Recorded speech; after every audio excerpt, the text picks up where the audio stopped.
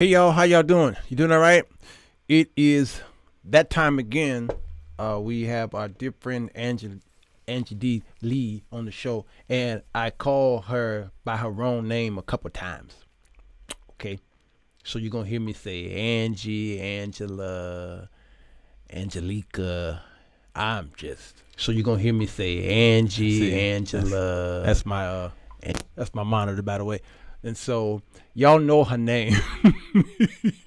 So if I screw it up, it's because I'm talking fast and I'm looking at her wonderful powder hair. Listen, y'all, I'm talking about today erotic blueprints for beginners. Now, let's talk because I get it. This is taboo for many of you who grew up Christians, that your sexy body is something you do not talk about. You just, how he die on top of me. This is all I knew about Mud Deer's sex life, is how he die on top of me. That's pretty much it. All right, Mud Deer, grandmama, even mama couldn't talk about sex. They just didn't do it. That generation didn't do it. Well, we have been rescued because this generation, we talk about stuff that make your grandmama's teeth just fall out. All right. And so today, if you are faint at heart, I'm going to ask that you not leave, just buckle up, and I'll see you in 60.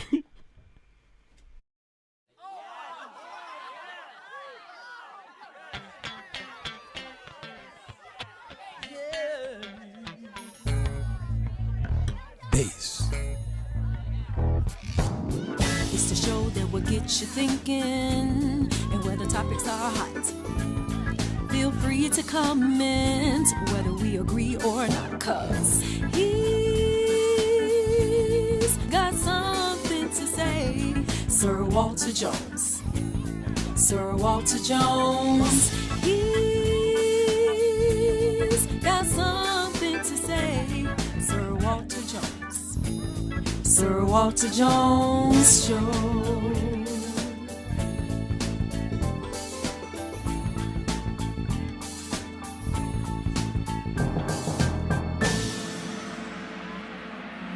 Come on in. The water's fine.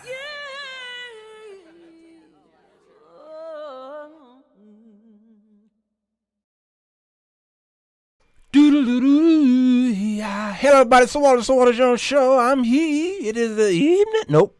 Midday connection, baby. Come on in. Water's fine. How y'all is? Y'all doing fine? You good? Good. Bunkers are here. I see y'all. Today is Truth Reign's birthday, y'all. I know she could be like, hey, who told you to tell the people that? I don't care. It's your birthday, baby. It's your birthday. Got my ice cold water on hand on her birthday.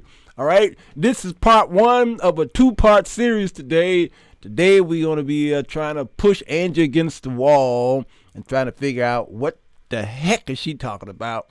And tonight at around 9:30ish, 10 o'clock, I'm going to have to go a little late tonight. We're going to talk about, I'll tell you what we're talking about in a minute. Okay. So, I've got my whiteboard ready. She's in the green room. You all sit down, get your favorite poison, whether it's coffee or tea, or if you like a little alcohol, it's all right. Blame it on the alcohol. All right. And Ron said, I caught you watching from the office. Amen. Listen, close your office door. I do not want you to be hitting me up saying, can I borrow $500 for my rent?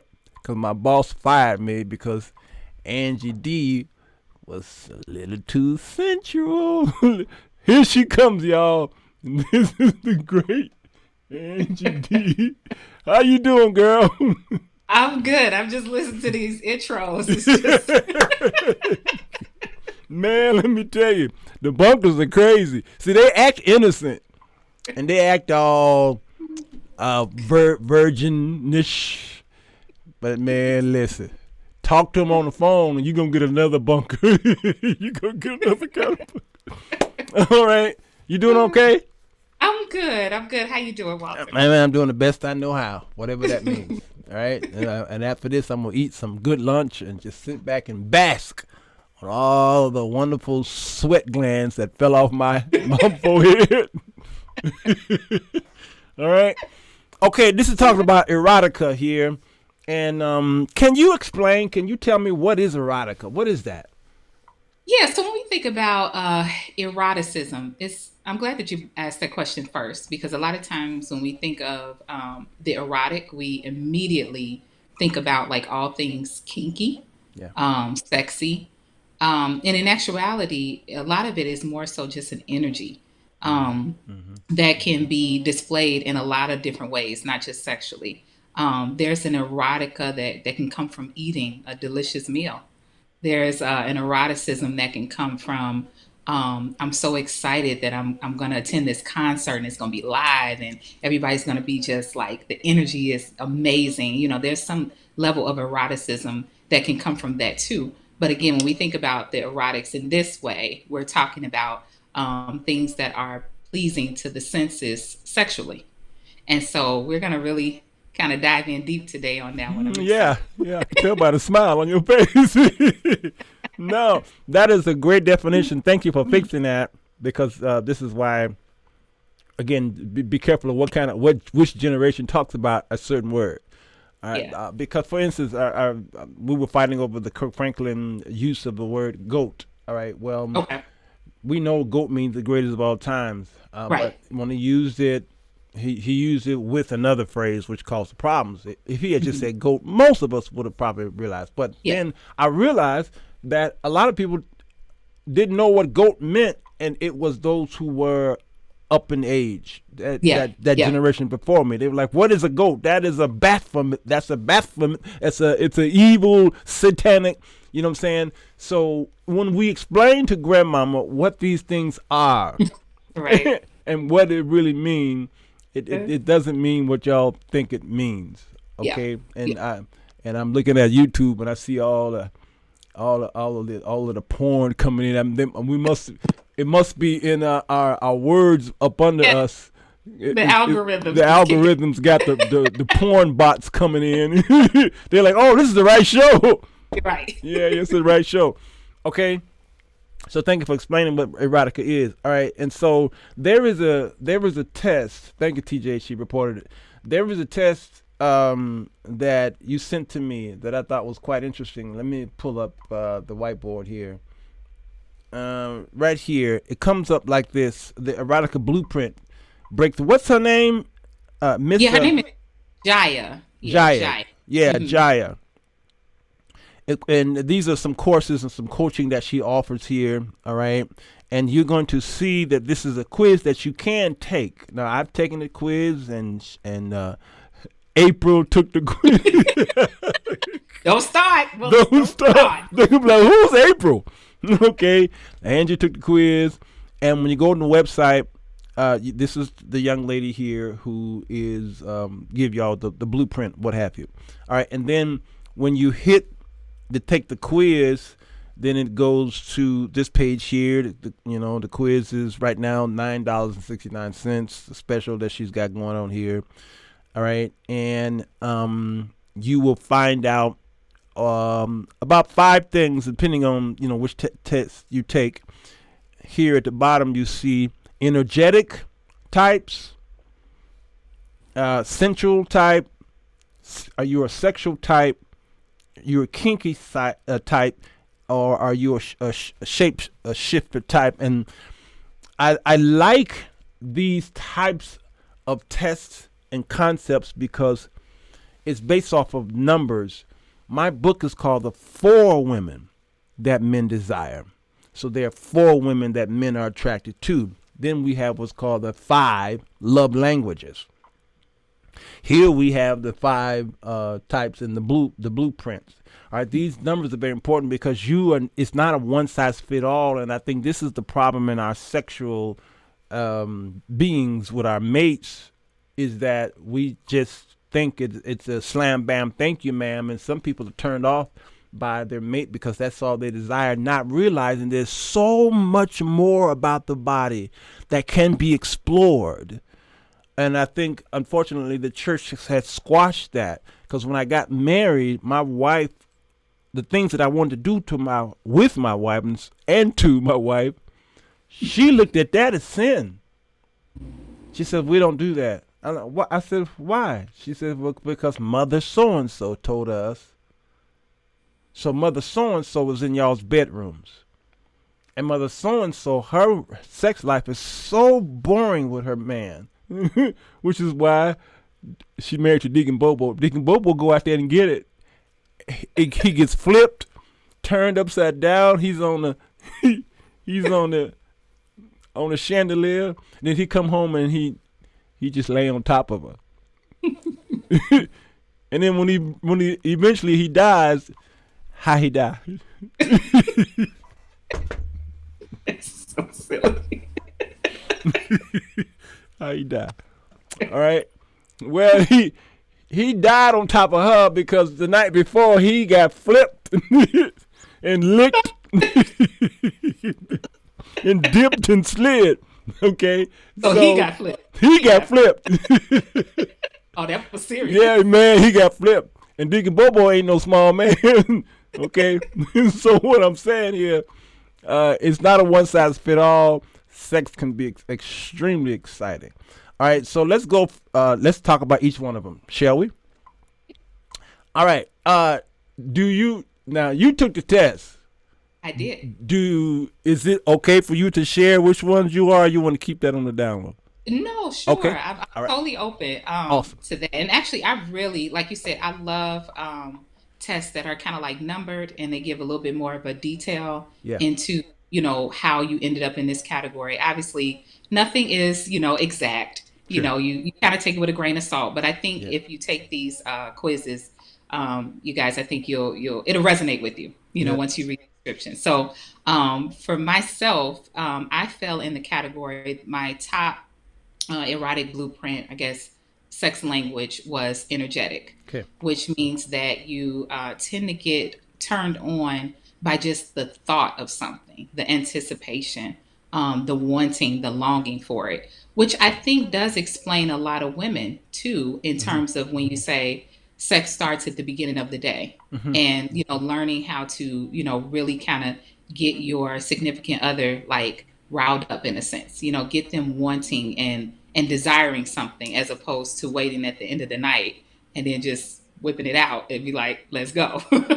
But the whole energy behind it, whether it's, the words, if you're using like sexting, pictures, dirty talk, whatever it is that, gets you going, that kind of falls in that energetic category. So that was my top erotic blueprint. And then right under that, I was considered a shapeshifter, which kind of goes along with all of the blueprints, which I can see that for myself because I do find excitement in every blueprint there is that's listed in her erotic blueprint. So. That's pretty good. Let's go back to the energetic part. Okay. Let the redeemed say so. I'm gonna answer your question at the end of the show there. Okay, about what is acceptable. So don't go nowhere, or you'll miss my answer. I'm gonna let Angie go though, and then I'm gonna answer that one. Okay. The energetic part. Now you alluded to that. You don't necessarily have to be touched to be aroused. No. All right. Explain that. So it can even be the thought of something or like hearing something. So for myself, because I learned my erotic blueprint over the years, even before taking this quiz, I know that auditory is really big for me. And this kind of falls in the sensual category too, because it plays on the senses of hearing things. So just even the sounds of like, what it is that you want to do, what do you want to experience. Also knowing like when those sounds are occurring during the act of, that's also a very energetic thing as well. that I find that I gravitate towards. Do you find that is mostly in women than men when it comes to the sound? I wouldn't say that, because there are men that truly do enjoy hearing you say something to them. Whether Absolutely. say your name, say my name, or, I Absolutely. want to hear your tone. I want to hear everything that you're feeling, like every sound, everything. That's right. So Yeah. I would definitely say that can go both ways. Okay. Men. Okay. Okay. Now continue. I interjected. Oh, that's fine. Oh. Yeah. So I would definitely say, in terms of the energetic, even the quiz also explained in your everyday life outside of the bedroom, which is why this blueprint is really cool, because it talks about just who you are as a person, and how you are as a person tends to translate to who you are sexually. Ah. So for instance, I could be, just kind of going through my day, and if someone kind of creeps up behind me, or just walks past me, or just taps me on my shoulder, because energetically I feel that very strongly, that can actually make me like kind of jump a little bit. And so when you translate that to the bedroom, my senses for that is really high. So I don't need a lot of necessarily aggression to feel things and to be aroused. It doesn't, let's just say it doesn't take a lot, because energetically I feel a lot of different things. So you don't you don't have to throw me across the room for me to get excited. Now, do I like that? Right. Yeah. Okay. Yes. Yes. But he thinks that maybe that's all you like, or his impulse is to be the conqueror, the mighty Right. conqueror in the bed. So Yeah. a lot of men, I hear from a lot of women who talk to me about their sex life with their men, because it's usually unpleasurable. Yeah. He just jump in there. Yeah. He just attack. Okay, and she can't express to him what she really likes. This the subtleness. Most of this I'm gonna talk about tonight. I had already filmed it. Now here's the funny thing. I filmed it yesterday in the park. So everything you're saying, I had already filmed yesterday. This is how in sync we. Now, man, this is how in sync we are. All right. So some people gonna watch it tonight and say, "Oh, you just heard what she said." Well, you're gonna see me wearing another suit. Right. Okay, which means I filmed it yesterday. All right. And so he thinks that he can just jump in there and conquer. Then he goes spill his seed. He Yeah. gets his relief, and then he's out of there. And then she's left, feeling a sense of what's the word? Void. Yeah. She's Yeah. void. How, And now she can communicate it to him a little better, can't she? oh yeah, and that's what I was going to say next too. It all depends on, first, if she knows herself in that way enough to communicate it effectively. Um, Somebody said, "Don't throw me." I'm sorry. um, so if she is unaware of it herself, and then that could also kind of lead into the category of taboo when it comes to Christianity, what have you, because learning about yourself means that to some degree you need to explore yourself, so that you will know, what you do enjoy, so that you'll be able to effectively communicate that Yeah. to someone else. Because even just trying to guide them physically, some people are not like that. They may need you to actually explain it step by step, and you need to be able to explain it to yourself first. What is it that I like? What feels good to me? What's a turn off? So yeah, so a lot of times people have to be open to learning who they are, so that they can communicate it to someone else. Open to who they are. That's good. Now, Minister Lipsy said something very controversial here. Let's see if you agree with it. He says, I think that the issue is that most women view sex as one-sided action in which they are in charge, and they're the only ones giving something. He says it's all a control issue. Is that correct? Well, you know what, too? Honestly, again, it all depends on how you go into the sexual experience. I mean, for myself, I enjoy being given to, but I also enjoy giving. So I always look at, sex as an exchange between two people. You're coming together, and your goal should be to satisfy each other and to be satisfied. And so there lies the control issue if you don't even go into it with the perspective of, yeah, my goal is to please someone, but also please myself. And a Yeah. lot of times Yeah. too, I think with time and the way things are going in our society, it's a lot more open minded now. But Mm-hmm. before, women kind of were just in this role where they sat back and felt like the guy was supposed to do everything and make them have orgasmic experiences without knowing what that even feels like. So how can how can that be the case if he's just the one doing all the work? Mm-hmm. Where Mm-hmm. do you come in, and where do you give that excitement? Where do you give that pleasure back? Whatever he's given to you, you can also give to him in whichever way he desires it to. So that is a two-way street. That I agree. That is a two-way street. Natasha, I'm gonna answer your question too at the end of the show. Right here. So because men feel attacked when such issues are brought up, how do you communicate effectively without bruising the male ego? Yes, that's a very good question. Man, that's a deep one right there. I'm really big on having conversations like that outside of the bedroom, Yeah.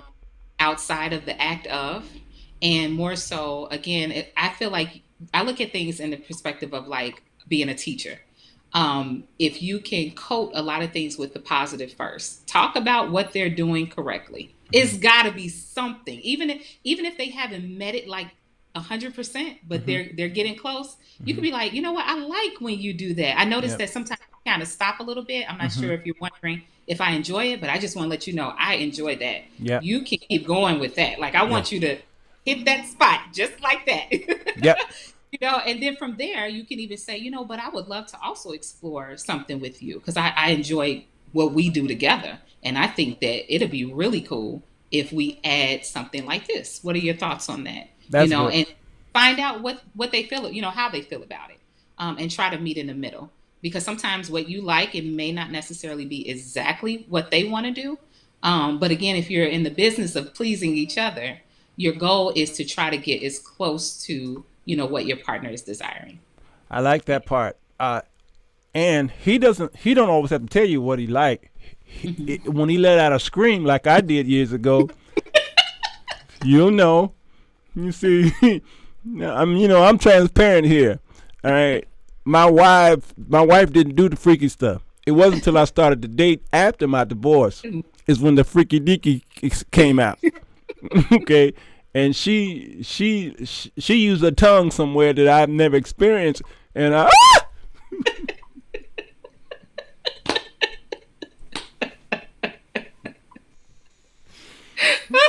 It changed your life. I screamed like a 12-year-old girl. I went into a fetal position.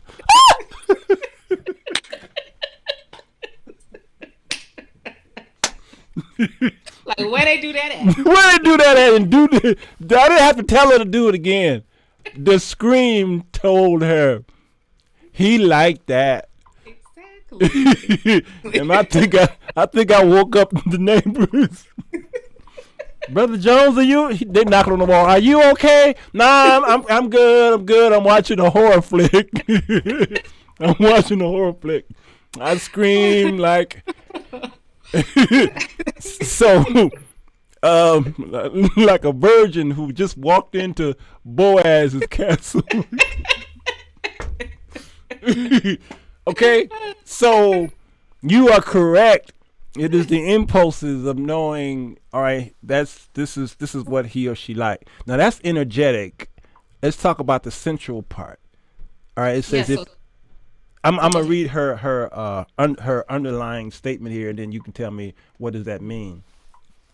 If you're a central type, you may struggle with getting stuck in your head and losing touch with your pleasure.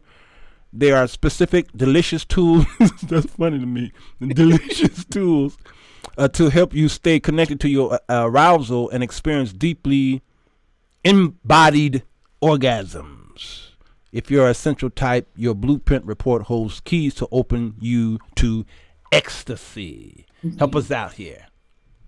Yeah, so sensual. So she's talking about, and she goes a little bit more in depth with this when you take the quiz. So what she provided on that website what she calls the shadow of your blueprint. So the shadow meaning like what could be the darker side of your blueprint. So sensuality is more so you connect to all things that involve the senses. So like I said, again, a smell can turn you on. So for instance, women who really are just drawn by a man's cologne, his scent, that can really get her going. That's sensuality. In essence, that's exactly what it is. Or you could be turned on by the sight of things. Yes. So like you see, how a woman walks, how a man walks, or how they, twirl their hair, or, just anything that pleases the sight, vision. That's sensuality as well, but in terms of your eyesight. And then you can go down to touch, when you feel a certain thing, when someone rubs their, hand across the small of your back, or lightly touches your neck, or, kisses your ear. Like that's all sensuality. And so when you think of all of the senses, that's exactly what sensuality is. And so what you were reading, Walter, was more so the flip side of sensuality. Is like if sensuality is huge for you, you can also kind of get caught in your head a lot. And you may think like, okay, if I don't have all these things going on, then I can't get turned on. And so it may be a little bit challenging for you if your senses aren't titillated, so to speak. Yeah. Yeah. So that's what that is. No, that's good. Can a person who has none of these feelings, maybe asexual, can it flip to any one of these, you think? According to the definition of asexuality, it seems like it would be a huge challenge. I don't think anything is impossible, right? But I do believe that working extensively with like a sex therapist or something to kind of help, explore that side of them. Because I don't feel like it's just this death sentence, like nothing else can be changed about you. But it does seem like they will have a little bit more of a challenge. I agree with that. This person here says, can a person have more than one of these categories? I mean, you said you have 2 or 3. Yep. Yeah. Like my top one was energetic. And then the next 2, like I said, was shapeshifter. So I fall in all of the categories in terms of my second blueprint. And then my third blueprint was sensuality. And then actually the in-depth quiz takes you through all of them. So basically it says that we're all of these things. We're just higher on the scale, in certain areas. So obviously my top one was energetic. I think my last one was sexual, but I think right before that was kink. So Now Happy K says, what about a person who is involved in a sapiosexual situation? A sapiosexual.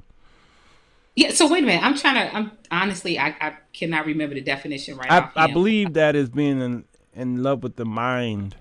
Yes, that's true. Yep. So I think that's what's called. Yeah. No, that's actually a really good question because I am very much drawn to the intellect of people, whether it's in like the romantic part of my marriage or even with friends. Like I am just drawn to people who really use their mind very often. So I believe that the sapiosexual part, that could be almost like when we say there's levels to this, I think that the sapiosexual can kind of connect with some of those blueprints. So like they may tap into one of those pretty strongly, but they're still sapiosexual, like intellectualism, that's the word, really to them, And so, I would definitely say that can happen. Like they can definitely connect to those things because those are 2 different things we're talking about. True. When you talk about sapiosexual and then the blueprint. So. I agree with that. Maria asked the question, what signs do you look for in men and women to know if you are sexually compatible before marriage?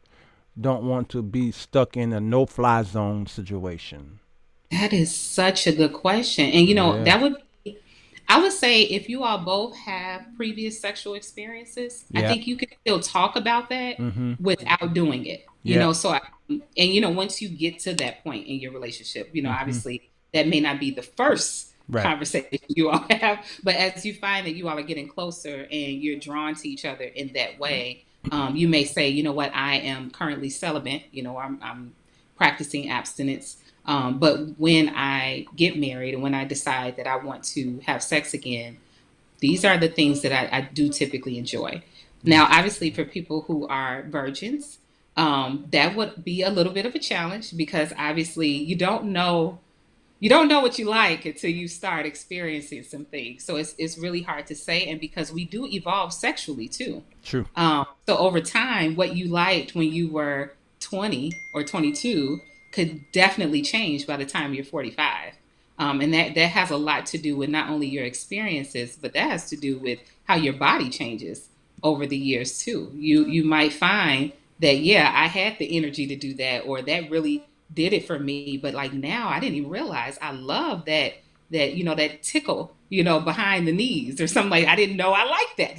So a lot of that comes through you experimenting.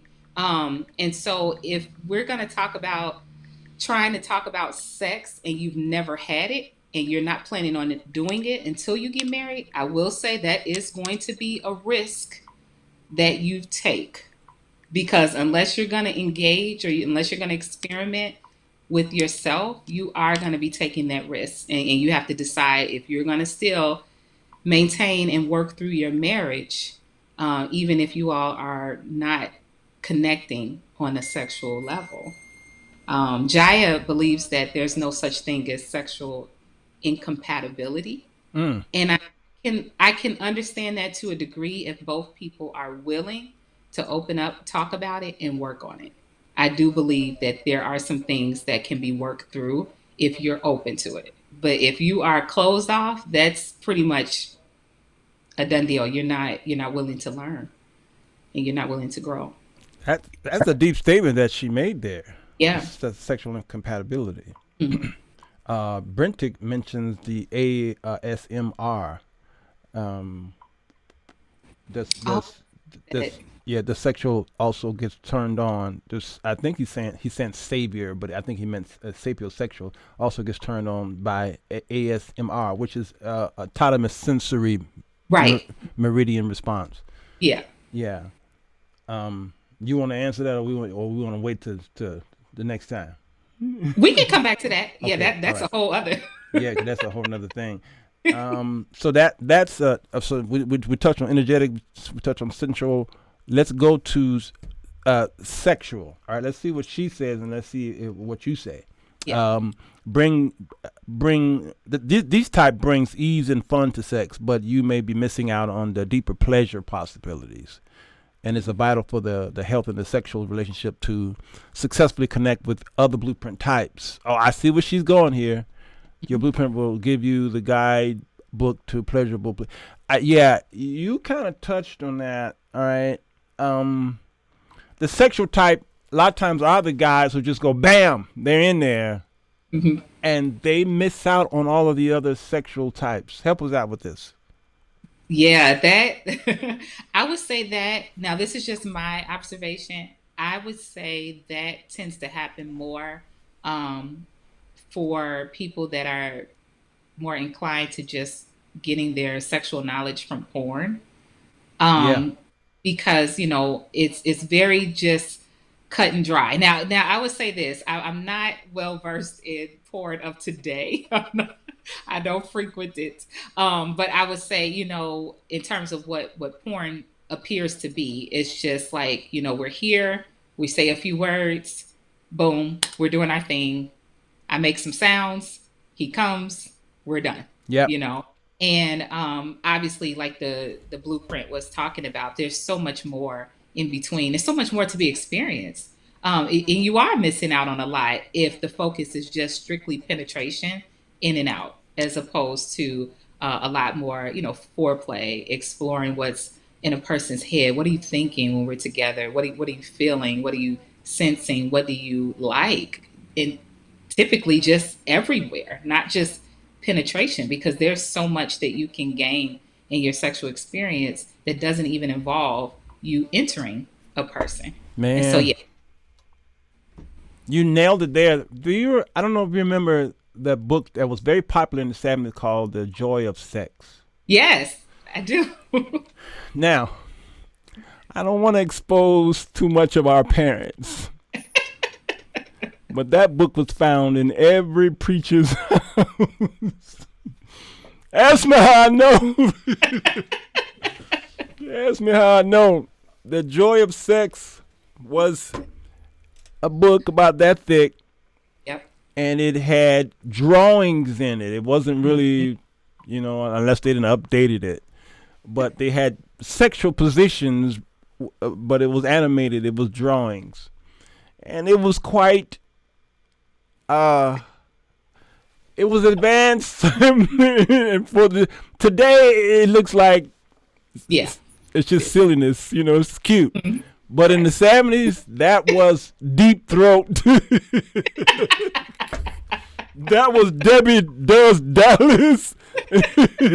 Right there. That right there was deep, right? And so I'm bringing this up based off of you saying, and I remember reading in the book, I don't know, I might have been 12, 13, I think I had just had what they call the dream. The dream. I had just had the dream. And the dream. My son is at that age now. Oh my God, I had the dream.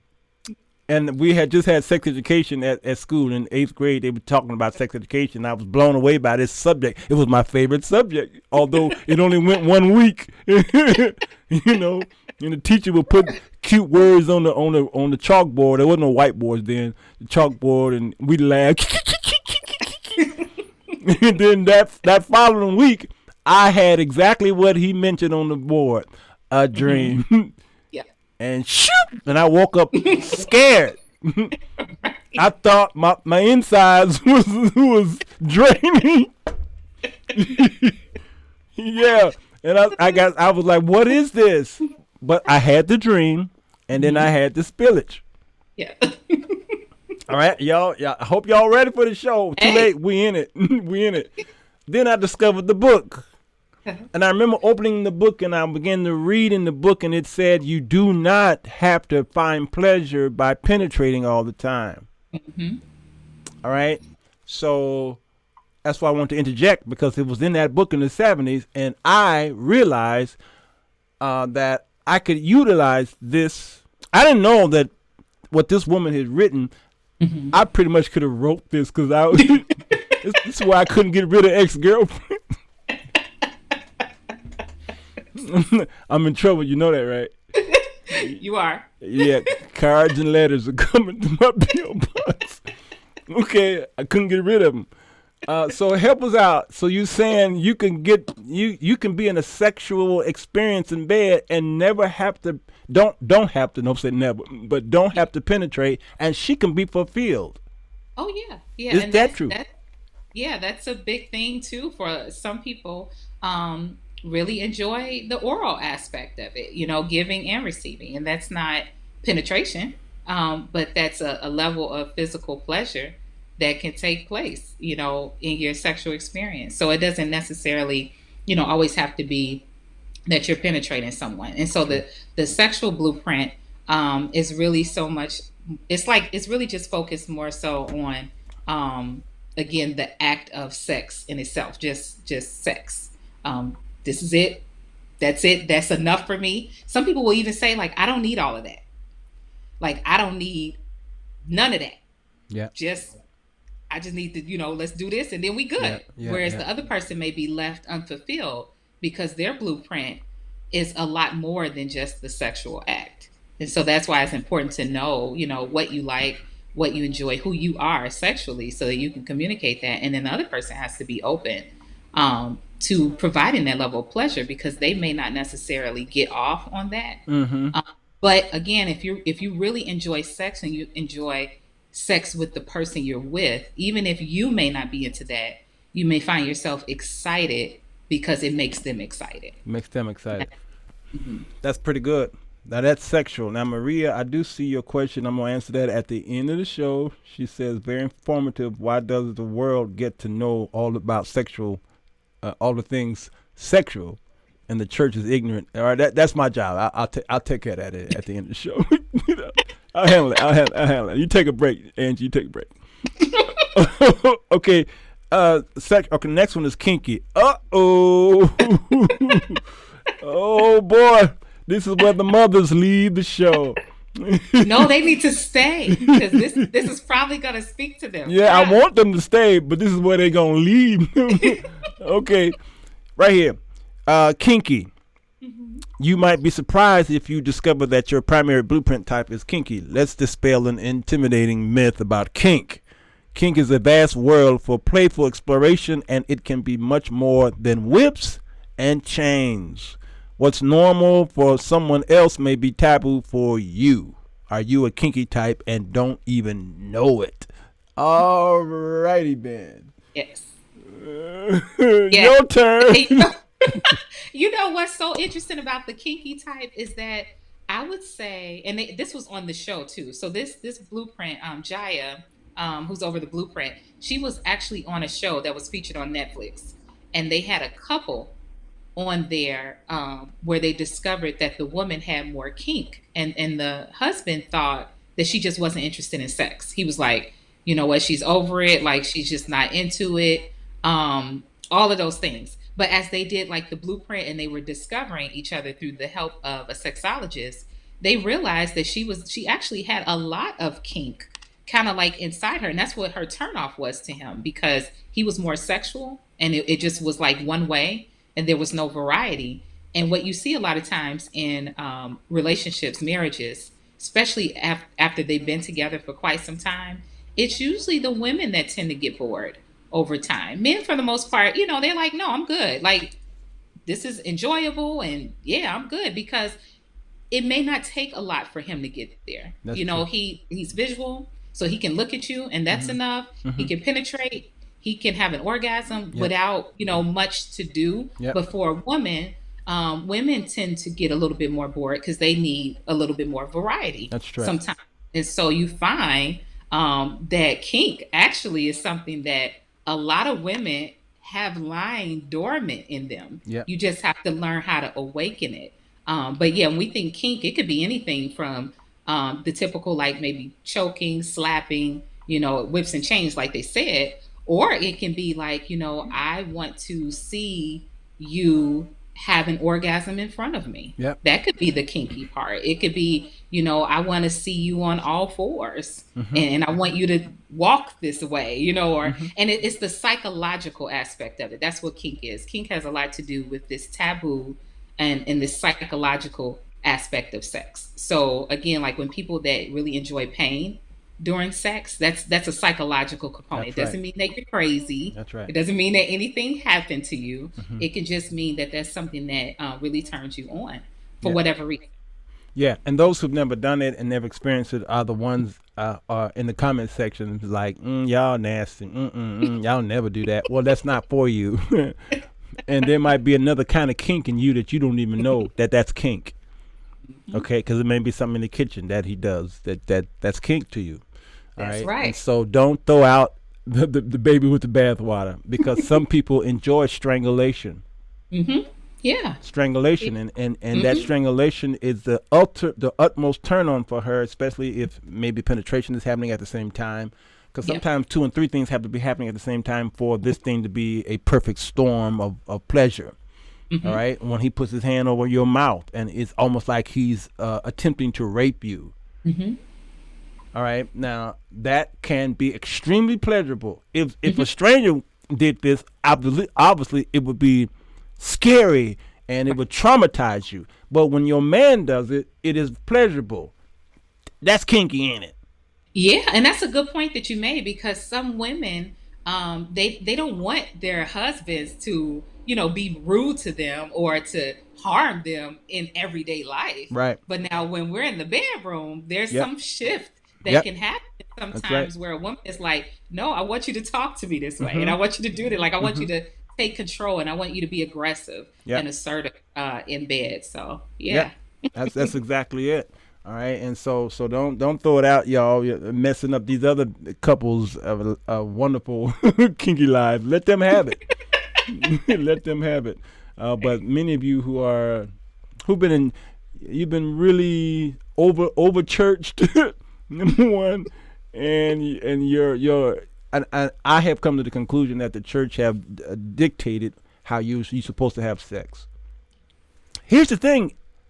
The Bible didn't dictate how you're supposed to have sex. The church did. Because in the Word, you see some kinkiness going on even in the Word. So and there's a whole book called the Song of Solomon. And kinky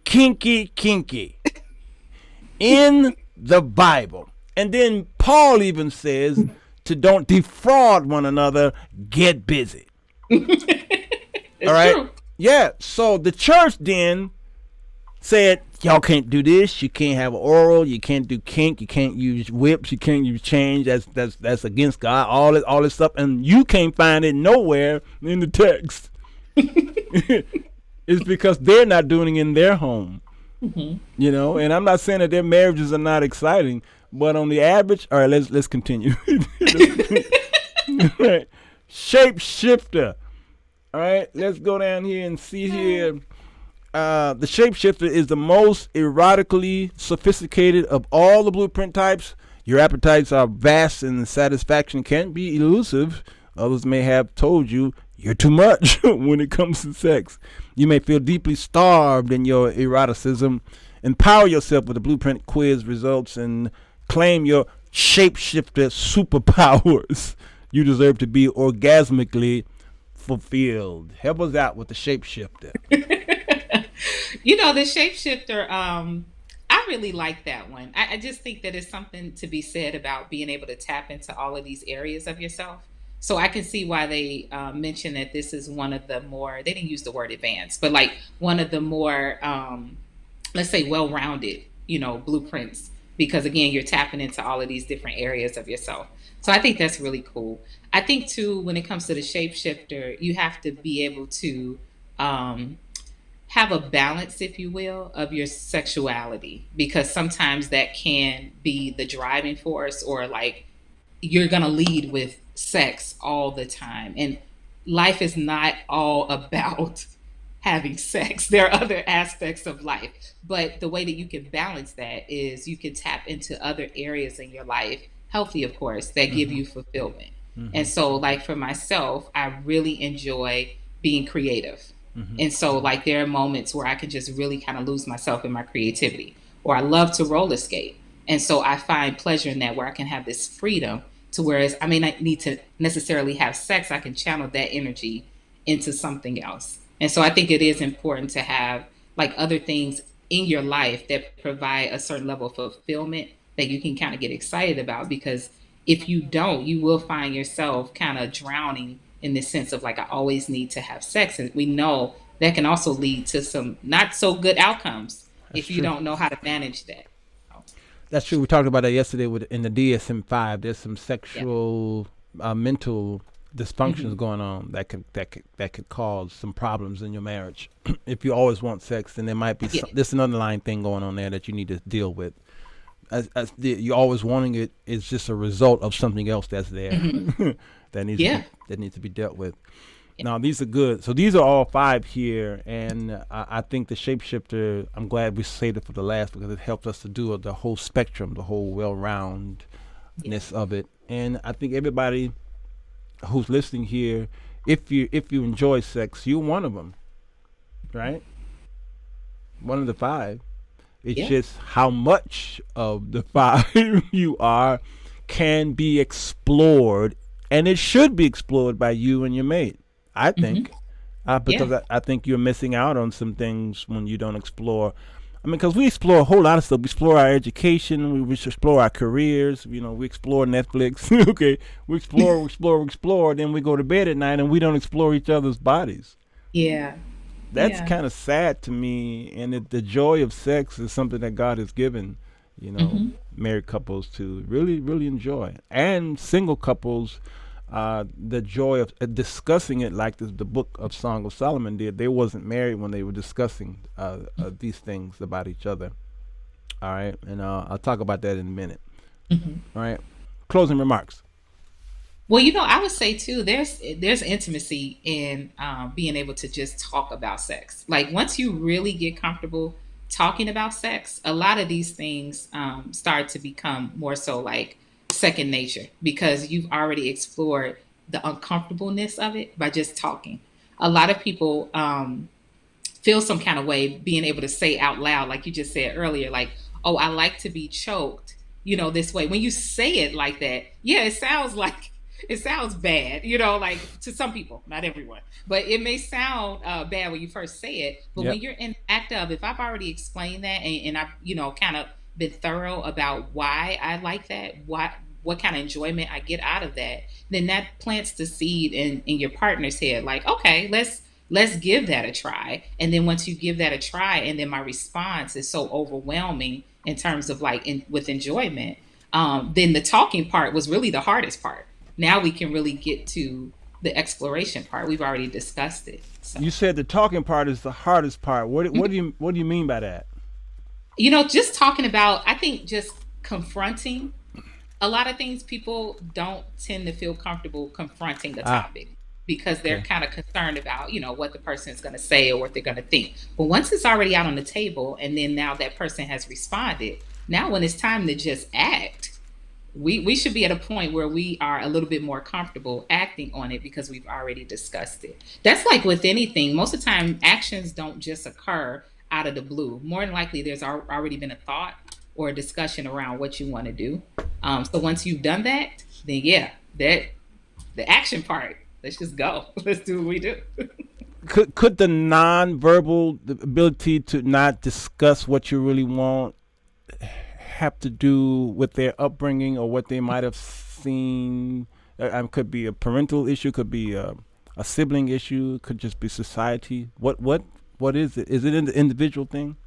Yeah, you hit the nail on the head on all of them. I think especially when it comes to when we talk about the church per se, because again, it's not being modeled in church to talk about it. So once you get to talking about it, it's a very it's a level of discomfort because it's like, I don't even know how to do this. I was never taught. No one taught me how to talk about my desires in a healthy way. Yeah. And so the way that we approach that when we think about future generations is have very specific talks with kids about sex. And it doesn't have to be the act of sex. Yep. Just you do it in moderation. You do it at the level that they can understand. But you start first with just talking about their bodies, what their body parts are. That's when they're really young. Good. What is that? And knowing who's supposed to touch what, and then, and put everybody in that category. I know with my kids, when they were smaller, I'm like, no, I don't care if it's even an aunt, an uncle, a grandparent, they are not supposed to touch you here. And if that occurs, then you let us know or something like that. And you start those conversations because they become empowered about their body parts and who's supposed to do what. And then you can move on to, okay, now you're getting older. This is what's changing with your body. This is why this is growing. This is why it feels this way. This is, and have those talks. And then, so by the time they're like preteens and teenagers, it's like they have enough knowledge to where if they come in contact with kids at school, it's not this issue of like, okay, I think I want to sneak and do it. Nobody, okay, I think I want to do it. No, we've already had this talk. Like my mom already told me, this is how this goes, So, but you have to empower yourself first. You can't share that with someone else if you don't have the tools. So if you can get past the talking, man. Like that can really be enjoyable because you're comfortable with it. You're comfortable with it. Yeah. Yeah. Get past that first step. It's like two people on a blind date and they like, okay, they're nervous and they're trying to figure out, okay, what do I say? Once you finally say it, then now the second date is like, whatever, let's shoot the breeze. Yeah. Joy says, thank you. This is so refreshing. I've been a widow for 23 years and never dated after my husband died. You made it easy. She says, church people don't allow you to talk about sex. This is true. Now, let's go here. This is Song of Solomon, chapter 4, I believe it is. Look, now check these words out, Angie. Yeah. Right? I already know. Check these words out. Now, in chapter 4, after chapter 3, they finally get married. Okay, so for those of you who are not understanding, all right, they finally get married because in the previous chapter, they were single and they were talking about all kind of body parts and your breasts are like rows of deers and all kind of stuff. He was talking like that while they were single. This is why mothers Mayhem don't want y'all to read the Song of Solomon because she don't understand it herself. Why would this be in the Bible? Okay, but look at this. Now they got married and they're in the married bed. All right, awake, north wind. Rise. South wind. Blow on my garden. Oh, now. Spread its fragrance all around. Come into your garden. Taste its finest fruits. Hello. Hello. That's a sensual blueprint right there. Let me tell you. Oh. That's in the Bible. I have, look at this. I have entered my garden, my pleasure. Obviously, again, they're married. My bride, my spices. Eat honeycomb with my honey, my boo. Drink. You got milk. Got milk. You see what I'm saying, y'all? Now, I don't think I'm old lover, but eat and drink. Yes, drink what? Deeply. Y'all, come on, man. And y'all don't want to read the Bible. Just reading that right there just got me. My hands went up and the Holy Ghost and filled this room. I'm speaking. Y'all need to make each other speak in unknown tongues.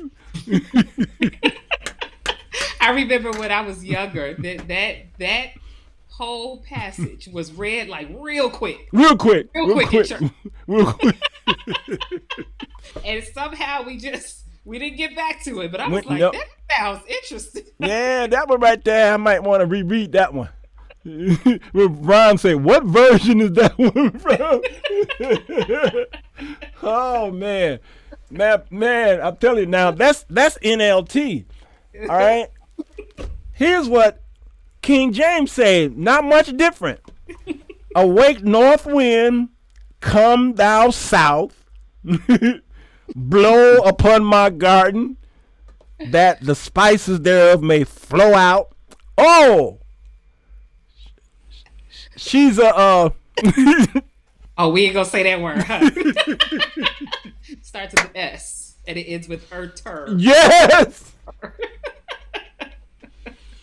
She shoots, y'all. Yeah, that's what she is. Yeah, I'm trying to tell y'all, I still love the Lord. He heard my cry. All right? The spices may flow out.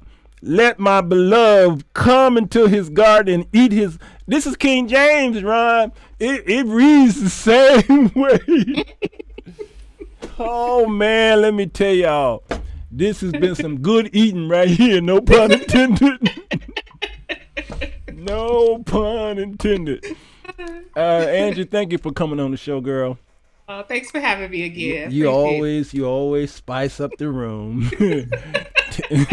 Tell your husband thank you for me in the bunkers. Thank you.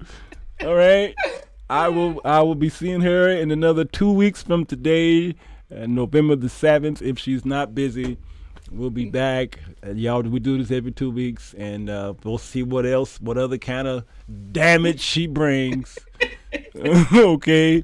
And the show didn't go on last week because she and I was fighting over who gonna call who first. I was wondering if this was gonna come up. I was like, hello, I don't cancel nothing. What's wrong with you? She said, I put something else on that day because I ain't heard from you. Listen, Negro, we don't do that on the Sirwalterj Jones show. I ain't got to call you. It's in your calendar. Who moved it? So clearly we are learning each other. Clearly we're learning. Clearly. And we've known each other for 30-some years. And we're still learning each other. And that's a doggone shame. All right. So if y'all don't see the show on the 7th, it's because she moved something around, not me. All right, girl. I love you. Love you much. All right, I got to answer these other questions. Take care of yourself. Thank you. Bye. Bye. Y'all, that was the great Angie D. Lee. I tell you, she is definitely a charming young lady. And I used that word charming. I had my own interpretations of charming. So let me right quick. If we're already an hour in, I like to quit on an hour with these type of shows here. Let me get to some of the questions here. The first one is Natasha says, so how do we singles awaiting marriage to be sexually active respond to this in preparation? And I think we did answer that. You can talk about it, like the Song of Solomon. You can discuss it. It's okay to talk about it. You just have to be careful.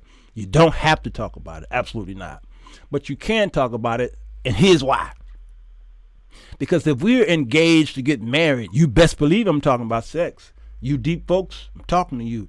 If I am engaged today to someone, that means I plan on marrying her, and we got to talk about sex. I need to know what you like and what you don't like. Because if oral is at the top of my list of sexual satisfaction and pleasure, and if I'm getting married to you because legally I can have sex and you do not, you feel it is a sin to have oral, then we need to talk about it. Doesn't mean that we're not going to get married, but it will mean that I will tell you about my displeasures of not being able to have that in the marriage bed. You understand? So you deep saints keep getting married, never talking about sex, and then I get all these messages from people saying, Brother Jones, I thought, we didn't have sex before marriage, which is good, honorable, but we didn't talk about it. Well, that's bad. And then we got married, and then I realized he don't even like to have sex.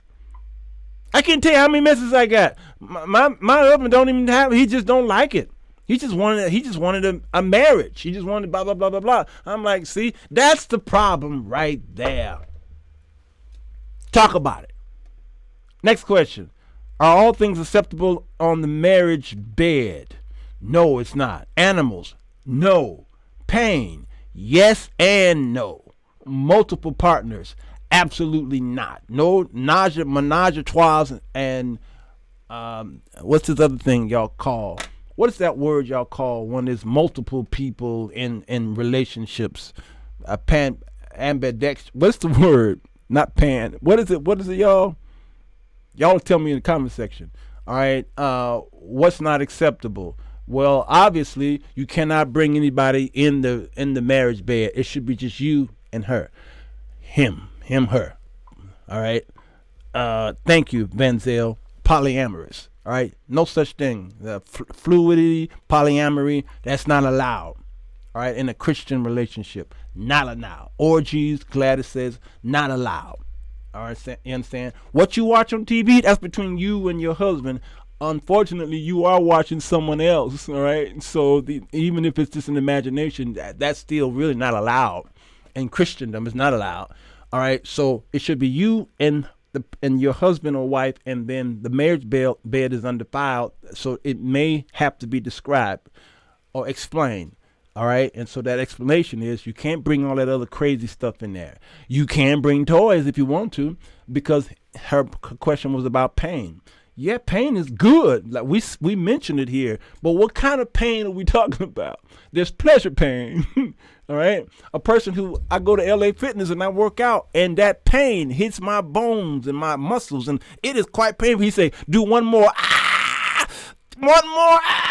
But that pain, it hurts, but it's a pleasure pain for me because I can literally feel my cells trying to regenerate. I'm doing something to get to a place. All right. So pain for some people is okay. For others, it is not. Some people like, Rhonda say, spanking. Some people do not. Do you understand? Some people like choking. Some people do not. There's nothing wrong with it. All right. Alfred asked the question, what if your spouse doesn't initiate enough and doesn't like to work as much? Sometimes I like to be chased and worked. Alfred, that's good. You need to talk about it. She mentioned this. You need to discuss it. You need to communicate it. And if she still won't, then brother, let me tell you, you got to pray for your spouse to find a way that God will get her to enjoy some of the things. Some things she will never enjoy. It doesn't mean that she's got to enjoy what you enjoy. Absolutely not. But you do want to spice up your relationship, and that's why coaches like Angie and this other young lady I mentioned, and many sex coaches are out there to really help you get more spice in your marriage. All right. Mario says, so it's okay for me and my wife to do oral sex. Yep. Even if we both are saved. Absolutely. When my pastor had us to go into a session and we talked about sex, oral sex was brought up. This was years ago, and the mothers didn't like it at all. All right. And he dispelled the whole rumor about all of that stuff. Again, the defilement and the undefilement, oral sex always pop up. It always do. I don't know where y'all getting that oral sex is a sin in your marriage. Mother is in your bed. That is the problem. Mother is in your bed. Get Mother Mayhem out of your bed, please. She don't know nothing about sex and pleasure. She don't know nothing about it. Get her out of your bed. She don't belong in there. Oh, I meant to ask her about the social media. How do we? You got to go to the first show with Angie, and she can tell you what her social media stuff. I forget to ask that. I forgot. Now, anal comes up a lot too. I've never preferred anal, and it can be very difficult to talk about it. I've talked about it on some shows. I don't prefer it whatsoever. I wouldn't suggest other folks even do it. But some people don't find it painful. Some people find it pleasurable. So here's the problem. Whatever sexual position you all can put in the comment section, where is it that you can find that it is a sin? Here's the problem. We're trying to explain what we think are sins, but we can't prove. Notice her question here. Who was it? Can we get the, I'm sorry, she says, how do we know oral is okay? How do we know it's not okay? And then she says, and about anal sex. You see what I'm saying? So I like her question is, how do we know it's okay? How do we know it's not okay? And so there's two things that we have to do when we have questions and we don't even see it in the scriptures. Number one, we have to ask God. Number two, we have to use common sense, because Precious says that anal sex is not sanitary. Sucking a man's penis is not sanitary, and sucking a woman's vagina is not sanitary. You see what I'm saying? There's a lot of things we do sexually that's not sanitary. A woman stand over you and she does this thing and splurts in your mouth. It's not sanitary. There's a lot of things that's not sanitary in the eyes of people who look at it. So again, I prefer not doing it, because I find it not being sanitary. All right. But then a woman who feels that doing anal sex is not sanitary, but yet the man would then lick her in the anal, or she would lick her in the anal. So if having anal sex is not sanitary, but then the same person who says, I don't do that, but I'll lick him, what's the difference? What's the difference? The difference is you all are coming up with ideas in your own mind, and you really can't find scriptural proof to prove that something is correct or incorrect, or sin or not sin. So you come up with your own rules and regulations, man's rules and regulations. And I keep telling y'all, tell Mother Mayhem, stay out of your bed, because everything you do, Mary Frances, is the transferring of germs. in the bed. Everything you do. Everything you do. When you are having missionary sex, Mary, you are transferring germs. You see what y'all are doing? All right. I'm trying to help y'all. I'm trying to help y'all. Everything you do sexually. So you all are trying to explain reasons why you don't do it, but you do the other thing, which has the same result. To keep the church out your bed. If that's what pleases the other person, you better find out before you say I do. Come on, Danny. You better find out before.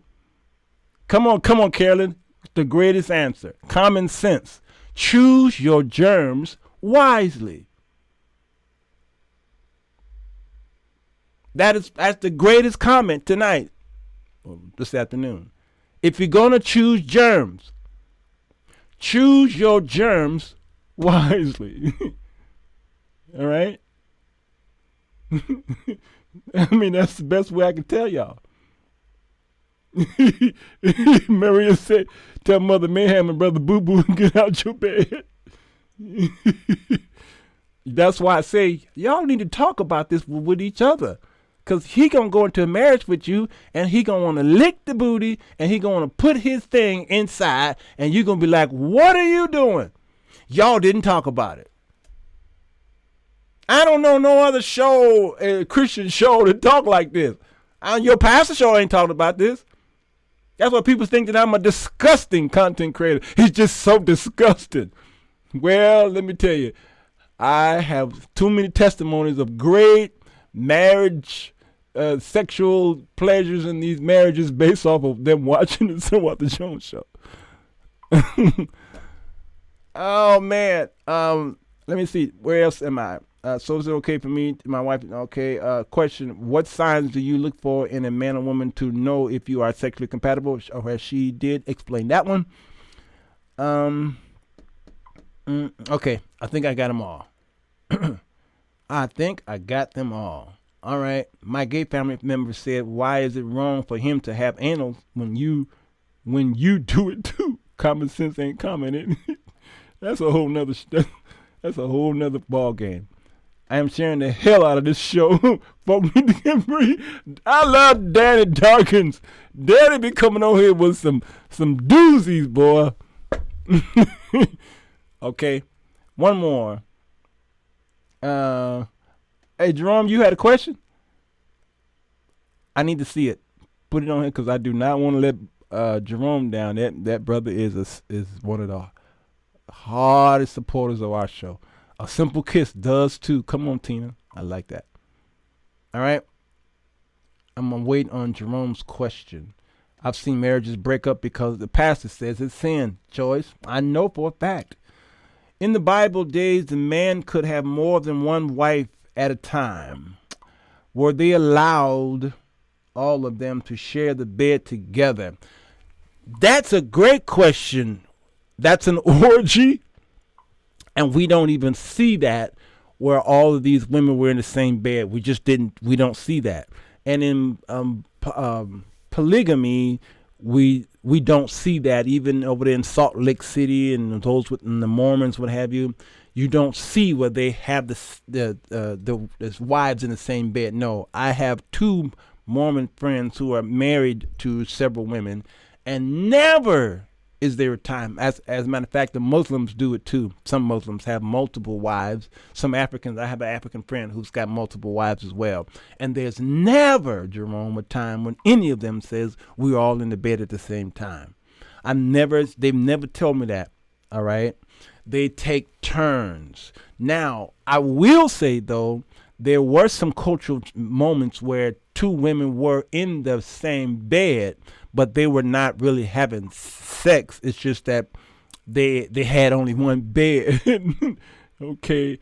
And so they all slept in the same bed, but when it came to sex, they only had sex with one in the bed. The other had to leave. Now, the world then brought that concept in, obviously, and then both wives are having sex with the husband. I have read about that. But in the scriptures, we do not see That brother went from bed to actually it was his bed, and then she came into his parlor, his chambers. She would come one by one by one by one, or he would go to her tent, and she had a tent, and this wife had a tent. All right, and they would do that. But other than that, no. There you go. Some of them have different housing. Come on, Deborah. No one's sleeping in this bed at the same time. The world brought that in, and I have been seeing over the past 10 years that some of these, you see it on some of these TV shows, morning shows, where the two wives are in the bed at the same time. Well, those are the Maury Povich shows and stuff like that. The world's going to always taint whatever. They definitely had to be able to take care of them all. That's right, Ann. All right? Okay. I think y'all have had enough. All right? The shower is waiting for you. I'm going to go and finish my day, eat some lunch, and then tonight, later on, because I do have a business meeting at 7:30 my time, it's probably going to go to 9 o'clock. After 9 o'clock, I'll prepare a show to air around maybe 9:30-ish, okay? Tonight's show is called G Marks the Spot. We'll talk more about today's topic and talk about sensuality, all right? But I'll be in the park tonight. I'll be here opening the show, and then I'll be in the park talking about sensuality. Some of the points that she brought up today, you will be shocked to hear that I said it the day before, and she and I never talked. All right, gotta go. My brother is Muslim and have 3 wives, and no, they never all, and there you go. What I tell y'all. I told y'all, they do not sleep in the same bed. Okay. Take care of yourselves and one another. All right. If you're on YouTube, go ahead and hit the subscribe button and bell notification. Do not share this show with your church, though, or they're going to excommunicate you. They're going to kick you out the church. I got to answer some emails. Some of y'all didn't get my email responses. My bad. Been busy. All right, so I'm going to go back in the emails and answer the 200 emails that's been coming in. All right. Miss Jackson, thank you. Bye-bye. Prissy, I appreciate you. Bye-bye. Goodbye. Goodbye. Goodbye. Goodbye. Goodbye. Enjoy yourself. Bye. Goodbye. Goodbye. Goodbye. Goodbye. Goodbye. Goodbye. Goodbye. Goodbye. Bye. Well, goodbye. Goodbye.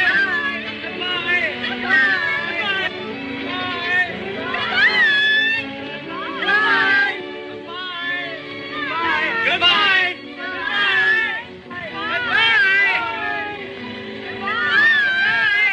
Goodbye. Goodbye. Girl A. Sex is her superpower. This woman got skills, but adds no value to him. Girl B.